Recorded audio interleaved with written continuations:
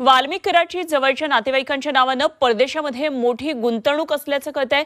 वाल्मिकचा आर्थिक व्यवहार सांभाळणारा माणूस सुद्धा परदेशात आहे अशी चर्चा आहे आणि परदेशातून दहशतीचे कॉल यायचे।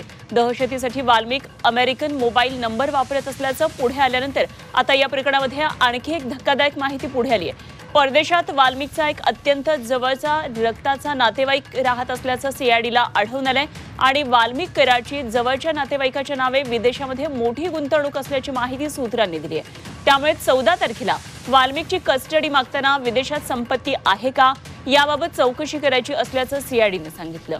विदेशातली व्यक्ती वाल्मिक कराडसाठी इतर लोकांना कॉल करत होती, म्हणजेच दहशतीचे कॉल थेट परदेशातून यायचे की काय असाही प्रश्न या निमित्तानं आता निर्माण झालाय।